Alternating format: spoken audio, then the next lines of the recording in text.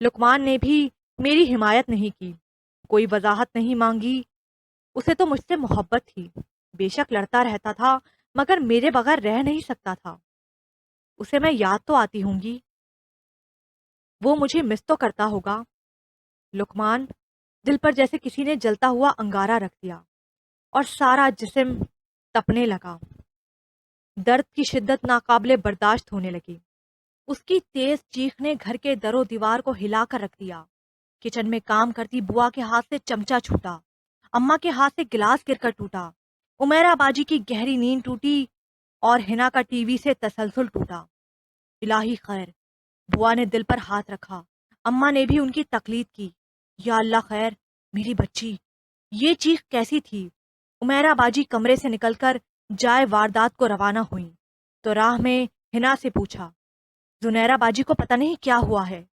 سب سے پہلے اماں کی نظر زنیرہ پر پڑی، جو آم کے درخت کے نیچے پھٹی پھٹی آنکھوں اور دہشت زدہ چہرے کے ساتھ کھڑی تھی۔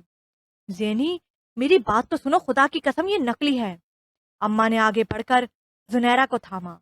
وہ شاید بارش میں بھیگتی ہوئی جامن چن رہی تھی جو اب اس کی جھولی سے گر کر ارد گرد بکھر گئے تھی۔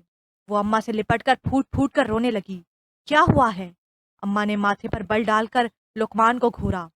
اماں، میں نے یہ ربڑ کا سانپ مذاق میں اس کے پاؤں پر پھینک دیا تھا، لقمان نے ڈرتے ڈرتے بتایا اور پشت پر کیا ہاتھ سامنے کر دیا۔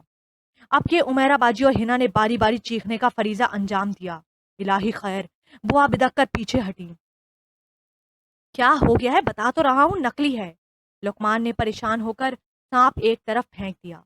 لقمان، ہر بات کی حد ہوتی ہے، تمہیں پتا ہے ایسا مذاق دوسرے کی جان بھی لے سکتا ہے۔ عمیرہ باجی نے ابتدا کی اور اس کے بعد اماں اور بوا سے اس کی جو درگت بنی سو بنی۔ نعمان بھائی نے بھی پتہ چلنے پر اسے خوب جھاڑا اور ابا نے اس کا ہفتہ بھر کا جیب خرچ بند کر دیا، لیکن ان سے بڑھ کر زنیرہ کی قطع تعلقی تھی۔ اس کی منتوں کے باوجود وہ اس سے بات نہیں کر رہی تھی اور لقمان کو اس کے بغیر ایک پل چین نہیں آتا تھا۔ اب لقمان کس کے ساتھ لڑائی کرتا ہوگا؟ شاید ہنا سے، مگر ہنا کا مزاج لقمان کی شرارتوں کا متحمل نہیں ہو سکتا۔ وہ بہت موڈی ہے، بولنے پر آتی ہے تو خوب بولتی ہے، ورنہ گھنٹوں بلکہ سارا سارا دن اور بعض دفعہ 2-3 دن تک اپنے کمرے میں الگ دنیا بسائے رکھتی ہے۔ ڈرائیو وے عبور کرتے ہوئے باسط رضا کی نظر لان میں کھڑی زنیرہ پر پڑی تو حیرت کے شدید عمل نے اسے گاڑی روکنے پر مجبور کر دیا۔ اچھی خاصی بوندا باندی اور تیز ہوا نے موسم سرد کر دیا تھا اور وہ بغیر شال یا سویٹر کے کھڑی بھیگ رہی تھی۔ او گاڈ، یہ پاگل ہو گئی ہے! حیرت کے ساتھ دکھ بھی شامل ہو گیا۔ وہ تیزی سے گاڑی سے اتر کر اس کی طرف بڑھا اور کوٹ اتار کر اس کے کاندھوں پر ڈال دیا۔ زنیرہ بے طرح چونکی، اس پر نظر پڑی تو اسے اپنے اتنا پاس دیکھ کر بدک کر پیچھے ہٹی۔ باسط کو اس کا اس طرح بدکنا ندامت میں مبتلا کر گیا۔ آپ اتنی سردی میں بارش میں بھیگ رہی ہیں؟ اس نے کوئی جواب نہ دیا، لیکن باسط کو اپنے سوال کا جواب اگلے ہی پل اس کی سرخ دہکتی آنکھوں اور وحشت زدہ چہرے سے مل گیا۔ وہ اپنے حواسوں میں نہیں تھی۔ زینی، تم ٹھیک تو ہو؟ آؤ اندر آؤ۔ وہ اسے بازو سے پکڑ کر اندر لانے سے قاصر تھا کہ پہلے قریب ہونے کا رد عمل دیکھ چکا تھا، لیکن اس کے اندر آنے کے ارادے معلوم نہیں ہوتے تھے۔ زینی، سردی لگ جائے گی۔ کہاں ہے سردی؟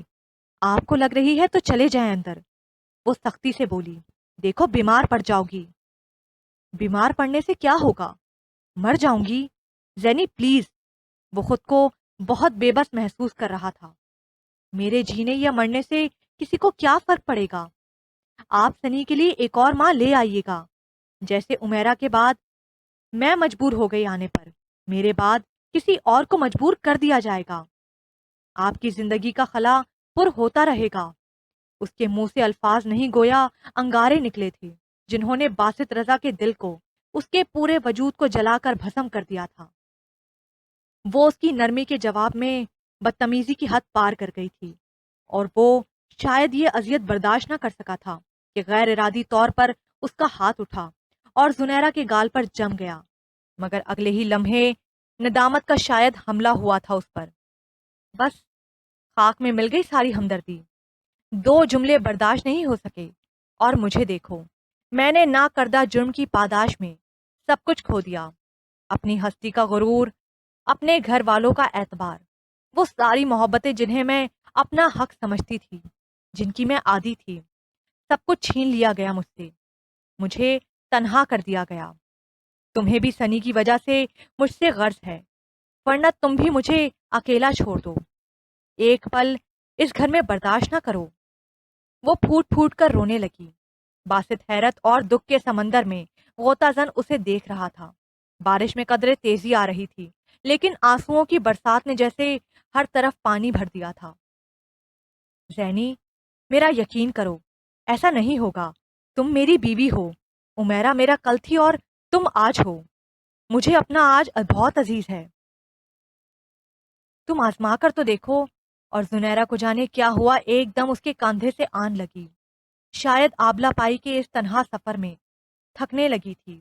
کوئی تو ہو جسے ساری حقیقت حال کا علم ہو، جو اسے بے قصور سمجھے، جو اسے ہمدردی میں توجہ کی بھیک نہ دے۔ باسط نے محسوس کیا اس کے الفاظ ہی نہیں، وجود بھی انگارے کی طرح دہک رہے تھے۔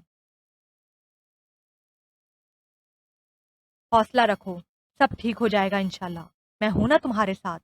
اس کے گرد بازو ہمائل کر کے اندر لاتے ہوئے نہ صرف اس کا مورائل ہائی کرنے کی کوشش کی، بلکہ خود سے بھی عہد کیا۔ سبحان احمد خاصے کاروبار کے مالک تھے، حصہ تو انہیں دوسرے بہن بھائیوں کے برابر ہی ملا تھا، مگر ماں باپ کا پیار اور دعائیں ان کے حصے میں دوسرے بہن بھائیوں کی نسبت زیادہ آئی تھی۔ شاید اس کی وجہ یہ رہی ہو کہ وہ سب سے چھوٹے تھے، جبکہ 3 بیٹوں اور 2 بیٹیوں کے بعد اس کے والدین اپنا گھرانہ پورا کر چکے تھے۔ تو سبحان احمد بالکل غیر متوقع طور پر وارد ہوئے۔ ان کی ولادت کے بعد ماں جی کافی بیمار رہنے لگی تھیں، اس لیے ان کے لیے بوا کا انتظام کیا گیا۔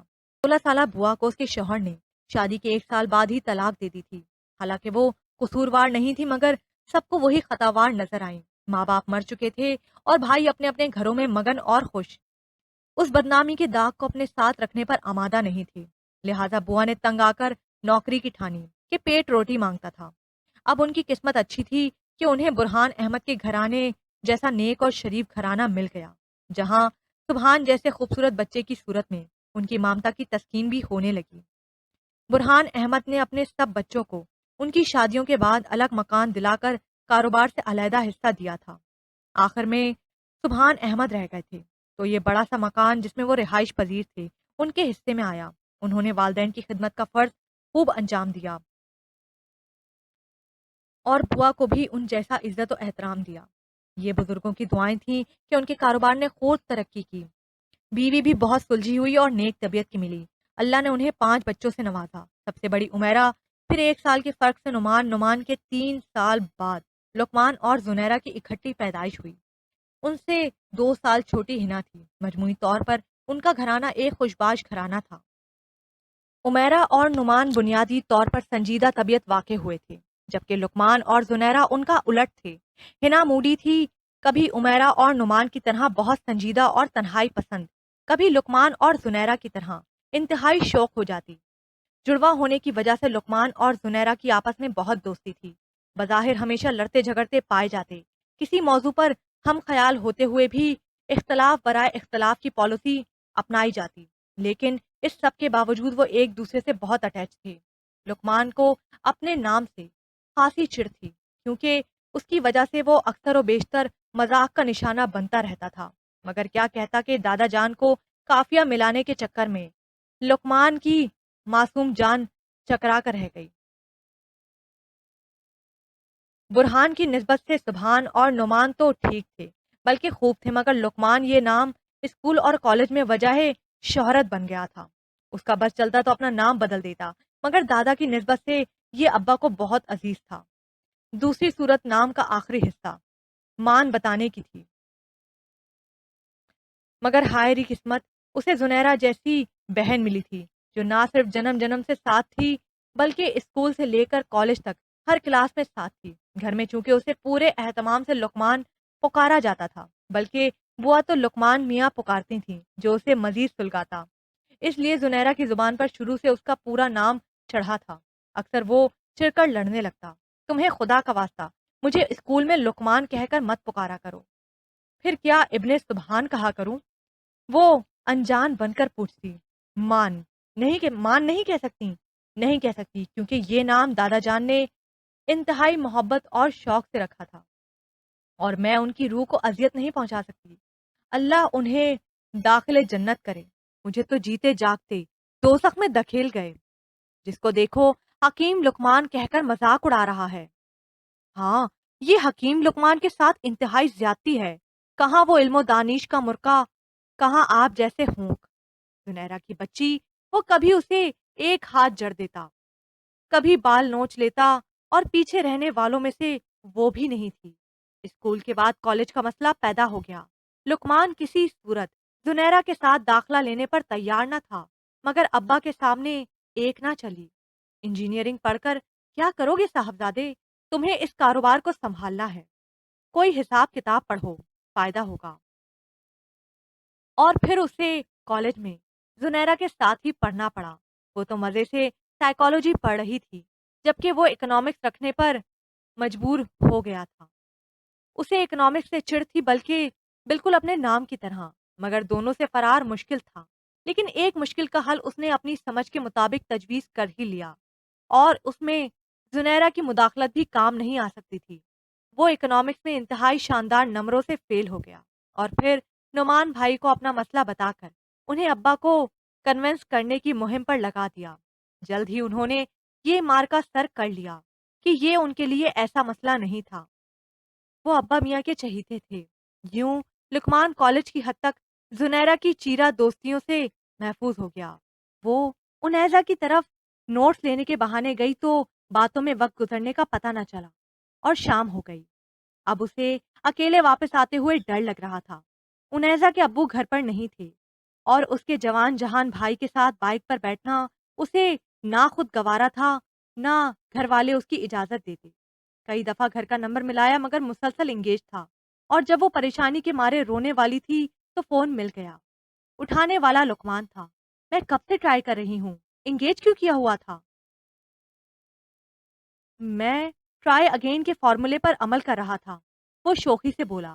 کیا مطلب؟ وہ حیران ہوئی۔ مطلب یہ کہ میں اپنے دوست کا نمبر ملا رہا تھا کہ فون کہیں اور جا کے مل گیا۔ ایک پٹاخہ سی لڑکی نے فون اٹھا لیا۔ میں نے سوچا چلو بات کر کے کال کے پیسے پورے کر لیں۔ کچھ دیر تو محترمہ منگیتر سمجھ کر ہوش و حواس میں بات کرتی رہیں، پھر دماغ خراب ہو گیا۔ مجھے اس کا صحیح نمبر تو پتا نہیں تھا، بس ری ڈائل دباتا رہا۔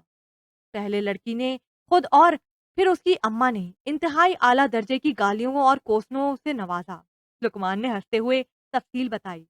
ابا کو پتا چل گیا نا تو جان نکال دیں گے، تو میں نے کہا تھا کہ مجھے منگیتر سمجھنے کی غلط فہمی میں مبتلا ہو، اور جب اسے پتا چل گیا تھا کہ میں وہ نہیں ہوں تو تمیز سے بند کر دیتی۔ اماں کو مدد کے لیے بلانے کی کیا ضرورت تھی؟ ارے ہاں، اماں سے یاد آیا، تم بھی فوراً گھر پہنچو، اماں کے تیور خطرناک ہوتے جا رہے ہیں۔ میں نے اسی لیے فون کیا ہے۔ لقمان پلیز مجھے لینے آ جاؤ۔ سوری سسٹر، آنے کی تکلیف تمہیں خود ہی کرنی ہوگی کیونکہ میری بائک میں ایک قطرہ پیٹرول نہیں ہے۔ لقمان میں اکیلی نہیں آ سکتی، پلیز آ جاؤ نا، پیٹرول میں ڈلوا دوں گی۔ تو کیا وہاں تک بائک گھسیٹ کر لاؤں؟ صبح تم سے 100 روپے مانگے تھے، اگر دے دیتی تو اب یہ مصیبت نہ اٹھانا پڑتی۔ لقمان کو صبح کا منت بھرا پیریڈ یاد آ گیا۔ تو یوں کہو تم بدلہ لے رہے ہو، کیسی دشمنوں جیسی باتیں کرتی ہو عزیزہ۔ مان بھائی پلیز، زنیرہ کے پاس منت کرنے کے سوا کوئی چارہ نہیں تھا۔ اب آئی ہو نا قابو میں؟ لقمان بڑبڑایا۔ اچھا، اگر تم اتنا اصرار کر رہی ہو تو میں اس میں پانی ڈال کر چلانے کی کوشش کرتا ہوں۔ اگر 10 منٹ میں پہنچ گیا تو ٹھیک، ورنہ سمجھنا کہ پانی سے چلانے کا تجربہ ناکام ہو گیا ہے۔ ایسی صورت میں جلد سے جلد گھر پہنچنے کی کوشش کرنا، کیونکہ اماں… زنیرہ نے اس کی پوری بات سنے بغیر فون رکھ دیا۔ صبح کے واقعے کے بعد اسے ہرگز امید نہ تھی کہ لقمان کے دل میں محبت کی کوئی کرن پھوٹے گی۔ پھر بھی اس نے موہم سی امید کے سہارے 15 منٹ انتظار کیا، لیکن اسے نہ آنا تھا، نہ آیا، اور شاید لقمان کی جگہ وہ خود ہوتی تو یہی کچھ کرتی۔ صبح لقمان نے اماں سے مایوس ہو کے کوئی گھنٹہ بھر اس کی منت کی تھی، 100 روپے کے لیے، لیکن اسے غصہ چڑھا ہوا تھا۔ وہ کل اسے بتائے بغیر اس کا پارکر کا نیا پین لے گیا تھا۔ زنیرا کی بچی، وہ کبھی اسے ایک ہاتھ جڑ دیتا، کبھی بال نوچ لیتا، اور پیچھے رہنے والوں میں سے وہ بھی نہیں تھی۔ اسکول کے بعد کالج کا مسئلہ پیدا ہو گیا۔ لقمان کسی صورت زنیرا کے ساتھ داخلہ لینے پر تیار نہ تھا، مگر ابا کے سامنے ایک نہ چلی۔ انجینئرنگ پڑھ کر کیا کرو گے صاحبزادے؟ تمہیں اس کاروبار کو سنبھالنا ہے، کوئی حساب کتاب پڑھو، فائدہ ہوگا۔ اور پھر اسے کالج میں زنیرا کے ساتھ ہی پڑھنا پڑا۔ وہ تو مزے سے سائیکالوجی پڑھ رہی تھی، جبکہ وہ اکنامکس رکھنے پر مجبور ہو گیا تھا۔ اسے اکنامکس سے چڑ تھی، بلکہ بالکل اپنے نام کی طرح، مگر دونوں سے فرار مشکل تھا۔ لیکن ایک مشکل کا حل اس نے اپنی سمجھ کے مطابق تجویز کر ہی لیا، اور اس میں زنیرا کی مداخلت بھی کام نہیں آ سکتی تھی۔ وہ اکنامکس میں انتہائی شاندار نمبروں سے فیل ہو گیا، اور پھر نعمان بھائی کو اپنا مسئلہ بتا کر انہیں ابا کو کنونس کرنے کی مہم پر لگا دیا۔ جلد ہی انہوں نے یہ مارکا سر کر لیا کہ یہ ان کے لیے ایسا مسئلہ نہیں تھا۔ وہ ابا میاں کے چہیتے تھے۔ یوں لقمان کالج کی حد تک زنیرا کی چیرہ دوستیوں سے محفوظ ہو گیا۔ وہ انیزہ کی طرف نوٹس لینے کے بہانے گئی تو باتوں میں وقت گزرنے کا پتہ نہ چلا، اور شام ہو گئی۔ اب اسے اکیلے واپس آتے ہوئے ڈر لگ رہا تھا۔ انیزہ کے ابو گھر پر نہیں تھے، اور اس کے جوان جہان بھائی کے ساتھ بائک پر بیٹھنا اسے نہ خود گوارا تھا، نہ گھر والے اس کی اجازت دیتے۔ کئی دفعہ گھر کا نمبر ملایا، مگر مسلسل انگیج تھا، اور جب وہ پریشانی کے مارے رونے والی تھی تو فون مل گیا۔ اٹھانے والا لقمان تھا۔ میں کب سے ٹرائی کر رہی ہوں، انگیج کیوں کیا ہوا تھا؟ میں ٹرائی اگین کے فارمولے پر عمل کر رہا تھا، وہ شوخی سے بولا۔ کیا مطلب؟ وہ حیران ہوئی۔ مطلب یہ کہ میں اپنے دوست کا نمبر ملا رہا تھا کہ فون کہیں اور جا کے مل گیا۔ ایک پٹاخہ سی لڑکی نے فون اٹھا لیا۔ میں نے سوچا چلو بات کر کے کال کے پیسے پورے کر لیں۔ کچھ دیر تو محترمہ منگیتر سمجھ کر ہوش و حواس میں بات کرتی رہیں، پھر دماغ خراب ہو گیا۔ مجھے اس کا صحیح نمبر تو پتا نہیں تھا، بس ری ڈائل دباتا رہا۔ پہلے لڑکی نے خود اور پھر اس کی اماں نے انتہائی اعلیٰ درجے کی گالیوں اور کوسنوں سے نوازا۔ لقمان نے ہنستے ہوئے تفصیل بتائی۔ ابا کو پتا چل گیا نا تو جان نکال دیں گے۔ تو میں نے کہا تھا کہ مجھے منگیتر سمجھنے کی غلط فہمی میں مبتلا ہو، اور جب اسے پتا چل گیا تھا کہ میں وہ نہیں ہوں تو تمیز سے بند کر دیتی۔ اماں کو مدد کے لیے بلانے کی کیا ضرورت تھی؟ ارے ہاں، اماں سے یاد آیا، تم بھی فوراً گھر پہنچو، اماں کے تیور خطرناک ہوتے جا رہے ہیں۔ میں نے اسی لیے فون کیا ہے۔ لقمان پلیز مجھے لینے آ جاؤ۔ سوری سسٹر، آنے کی تکلیف تمہیں خود ہی کرنی ہوگی، کیونکہ میری بائک میں ایک قطرہ پیٹرول نہیں ہے۔ لقمان میں اکیلی نہیں آ سکتی، پلیز آ جاؤ نا، پیٹرول میں ڈلوا دوں گی۔ تو کیا وہاں تک بائک گھسیٹ کر لاؤں؟ صبح تم سے 100 روپے مانگے تھے، اگر دے دیتی تو اب یہ مصیبت نہ اٹھانا پڑتی۔ لقمان کو صبح کا منت بھرا پیریڈ یاد آ گیا۔ تو یوں کہو تم بدلہ لے رہے ہو، کیسی دشمنوں جیسی باتیں کرتی ہو عزیزہ۔ مان بھائی پلیز، زنیرا کے پاس منت کرنے کے سوا کوئی چارہ نہیں تھا۔ اب آئی ہو نا قابو میں؟ لقمان بڑبڑایا۔ اچھا، اگر تم اتنا اصرار کر رہی ہو تو میں اس میں پانی ڈال کر چلانے کی کوشش کرتا ہوں۔ اگر 10 منٹ میں پہنچ گیا تو ٹھیک، ورنہ سمجھنا کہ پانی سے چلانے کا تجربہ ناکام ہو گیا ہے۔ ایسی صورت میں جلد سے جلد گھر پہنچنے کی کوشش کرنا، کیونکہ اماں… زنیرا نے اس کی پوری بات سنے بغیر فون رکھ دیا۔ صبح کے واقعے کے بعد اسے ہرگز امید نہ تھی کہ لقمان کے دل میں محبت کی کوئی کرن پھوٹے گی۔ پھر بھی اس نے موہم سی امید کے سہارے 15 منٹ انتظار کیا، لیکن اسے نہ آنا تھا، نہ آیا۔ اور شاید لقمان کی جگہ وہ خود ہوتی تو یہی کچھ کرتی۔ صبح لقمان نے اماں سے مایوس ہو کے کوئی گھنٹہ بھر اس کی منت کی تھی، 100 روپے کے لیے، لیکن اسے غصہ چڑھا ہوا تھا۔ وہ کل اسے بتائے بغیر اس کا پارکر کا نیا پین لے گیا تھا، اور حسب روایت گم کرایا تھا۔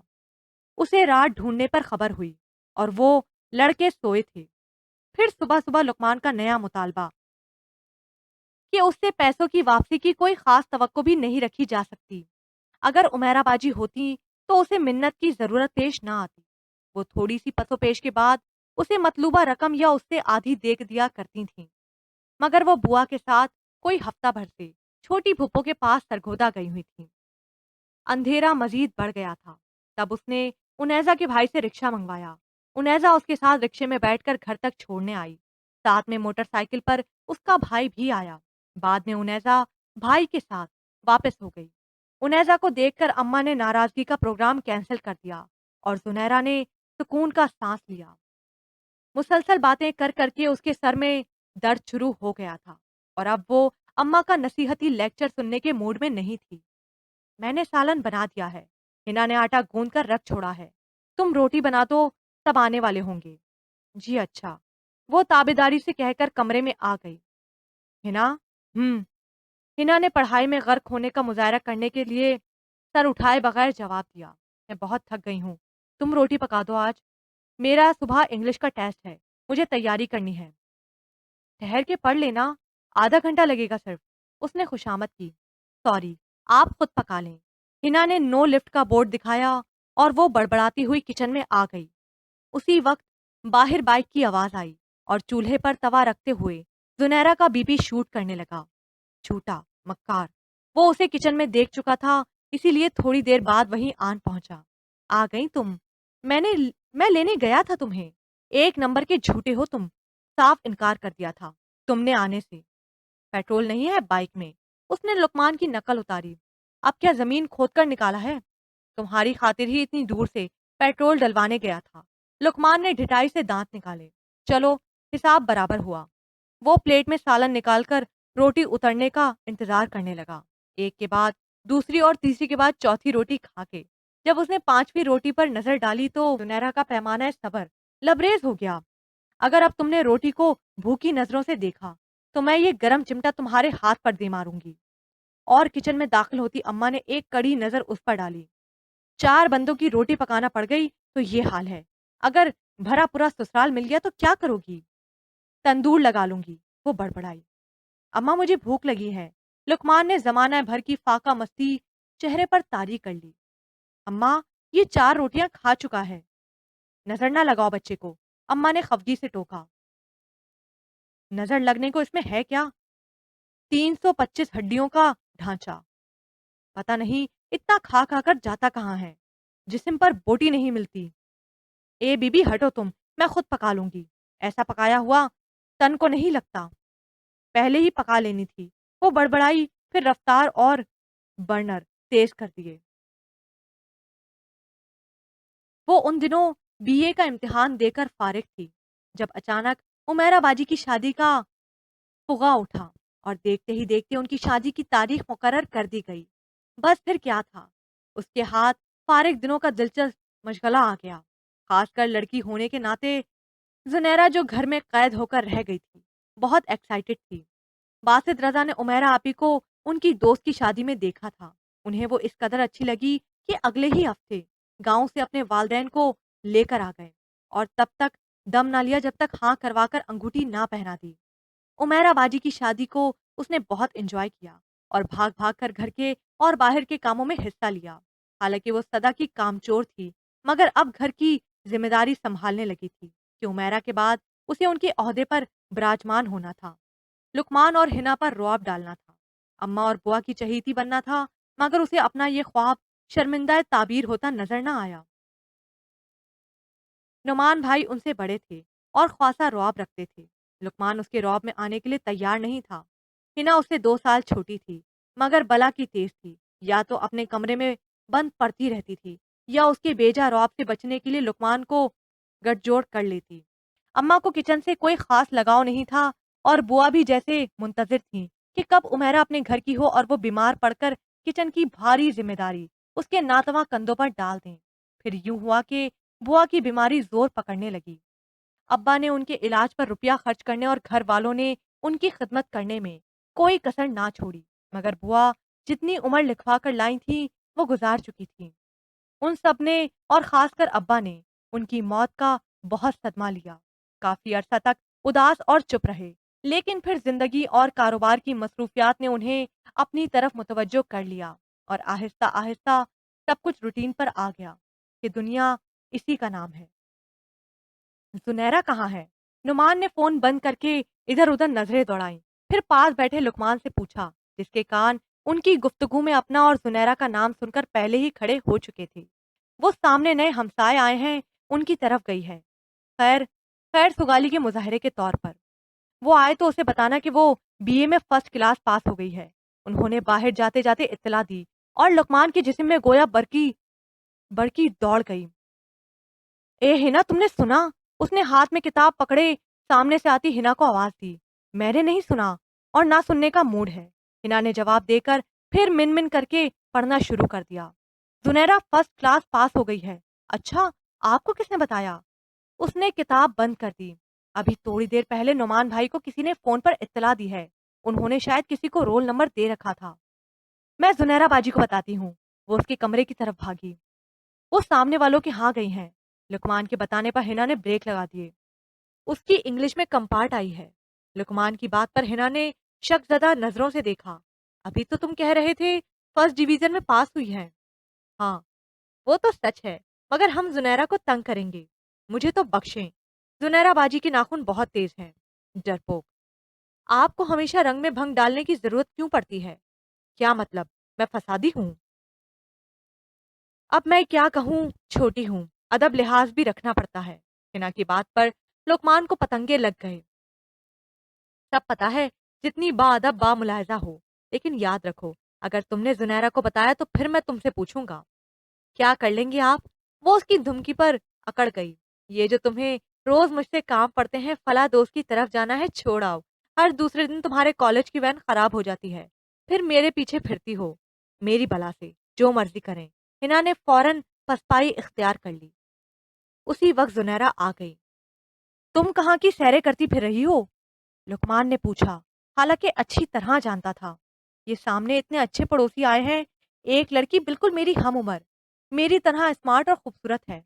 اس نے بھی میری طرح بی اے کے پیپرز دیے رکھے ہیں۔ اس نے بھی میری طرح بی اے کے پیپرز دے رکھے ہیں۔ تو کیا اس کی بھی کمپارٹ آ گئی ہے تمہاری طرح؟ کیا مطلب؟ مطلب یہ بی کہ ابھی تھوڑی دیر پہلے نعمان بھائی نے بتایا ہے کہ تمہاری انگلش میں کمپارٹ آئی ہے۔ کیا؟ اس پر یہ خبر بجلی بن کر گری تھی۔ مگر میرا انگلش کا پیپر تو بہت اچھا ہوا تھا۔ سب یہی کہتے ہیں، مگر تم ہمت نہ ہارو، پھر سے امتحان کی تیاری پکڑو۔ ابھی ابا کا فون آیا تھا، سخت غصے میں تھے۔ انہیں کس نے بتایا؟ زنیرہ کے چہرے پر ہوائیاں اڑنے لگی۔ ایسی باتیں چھپی رہ سکتی ہیں؟ کہہ رہے تھے اس لڑکی نے خاندان میں ناک کٹوا دی ہے۔ میں بڑے بھیا سے اس کے رشتے کی بات کرتا ہوں، اگر وہ اسے اپنی بہو بنانے پر راضی نہیں ہوتے تو کسی اور لقمان کی بات مکمل ہونے سے پہلے ہی اس نے دھواں دار رونا شروع کر دیا۔ اپنی بات کے اتنے زبردست ریئیکشن پر اس نے خود کو داد دی، جبکہ ہنا دل ہی دل میں افسوس کرتی ہوئی اپنے کمرے کو کھسک لی۔ لقمان سے ٹکر لے کر وہ خود گھاٹے میں رہتی تھی۔ اس میں رونے کی کیا بات ہے؟ بی اے نہ ہوا، بیاہ ہو گیا، فائدہ ہی فائدہ۔ وہ اسے تسلی دیتا باہر نکل گیا۔ اماں جو کچن میں چائے بنانے جا رہی تھیں، اس کی ہچکیوں کی آواز پر رک گئیں۔ اے زنیرہ بچی، کیا ہوا ہے؟ اس نے کوئی جواب نہ دیا، مزید زور و شور سے رونے لگی۔ اے بچی، میرا دل دہلا جا رہا ہے، کیا ہوا ہے؟ اماں نے اس کا کھاندا پکڑ کر گہری تشویش سے پوچھا، اور وہ اماں سے لپٹ گئی۔ اماں، ابا بہت سخت خفا ہے مجھ سے، وہ تایا ابا سے بات کرنے جا رہے ہیں۔ کیسی بات؟ اماں کچھ نہ سمجھ کر بولیں۔ السلام علیکم۔ کیا ہو رہا ہے؟ اس سے پہلے کہ وہ کچھ بتاتی، سلام کی آواز پر دونوں چونک کر پلٹیں۔ تایا ابا اور تائی امی خراما خراما چلے آ رہے تھے۔ زنیرہ کی رہی صحیح ہمت جواب دے گئی اور وہ روتی ہوئی اپنے کمرے میں بھاگ آئی۔ زنیرہ کو کیا ہوا ہے؟ ان کے لیے یہ رد عمل حیران کن تھا۔ لقمان سے لڑائی ہو گئی ہوگی، جڑواں ہے نا، بس کھٹ پٹ ہوتی رہتی ہے۔ وہ کچھ کہہ دیتا ہے تو رونا شروع کر دیتی ہے۔ اماں نے بات بنائی کہ جیٹ اور جیٹھانی کو اصل بات بتا کر پورے خاندان میں تشہیر نہیں کرنی تھی۔ کہاں ہے لقمان؟ اس سے کہیں کہ اب ہماری بیٹی کو تنگ کرنا چھوڑ دے۔ تائی امی مائنے خیزی سے مسکراتے ہوئے بولیں۔ سلطان احمد، تایا ابا سبحان احمد کو دفتر فون کر کے اپنی آمد کی اطلاع دے کر گھر سے چلے تھے، اس لیے سبحان احمد شام کو جلدی آ گئے۔ اماں کو جیٹ اور جٹھانی کا اکٹھے آنا اور خاص کر ساجدہ کا اتنی لگاوٹ سے باتیں کرنا کچھ کھٹکا۔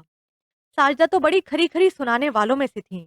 और जब सुभान अहमद जल्दी आ गए और उन्हें पता चला कि वो उन्हें ऑफिस फोन करके घर से चले थे, तो उनका शक यकीन का रूप धारने लगा। तभी जुनैरा ताया अब्बा कहकर रो रही थी।